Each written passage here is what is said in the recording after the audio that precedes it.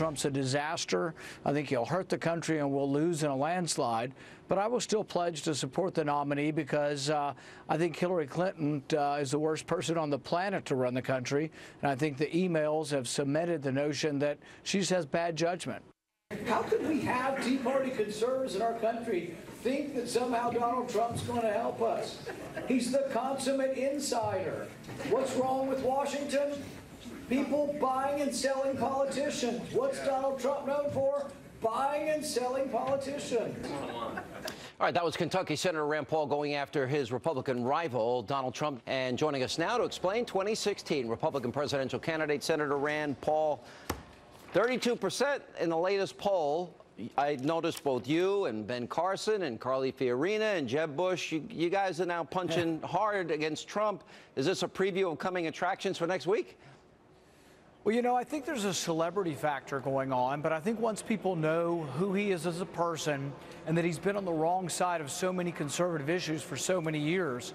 You know, I got involved in politics through the Tea Party, and we were upset about fake conservatives, Republicans who said they were conservative, but then really weren't so.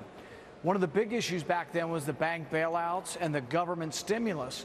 Well, Trump was for both of them. And Trump has been for raising taxes. Trump has been for using eminent domain to take property from small property owners to give it to big business. So, no, I don't really think there's anything conservative about him, and I think he's selling us a bill of goods. And so I think we need to be very careful that we don't succumb to celebrity and all of a sudden get a fake conservative that turns out to be a big government Republican. So you think of the 32% that support him in this most recent poll that we put on the screen tonight, that they're being bamboozled, and you don't think a lot of this is maybe rooted in the fact, and I would separate you and I would separate, you know, somebody like Ted Cruz as people that are against the establishment. But I think the Republicans in many ways have earned the contempt of conservatives. Do you not agree with that?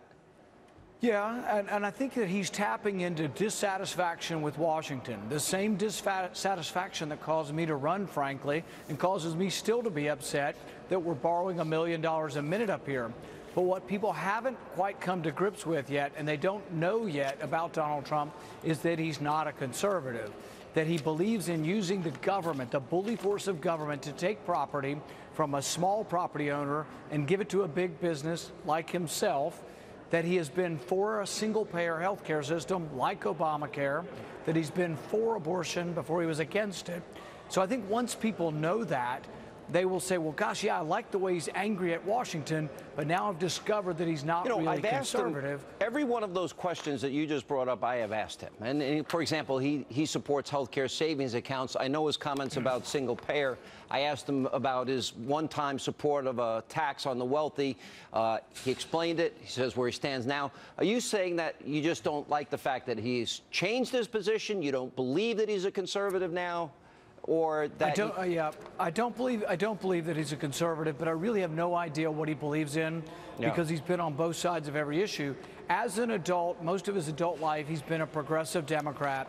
He has had a realization that he has a better chance in the Republican Party. Right. So I believe he's pretending to be conservative because of this sort of desire to be all things Trump, all things to all people. But I don't believe it's genuine or sincere.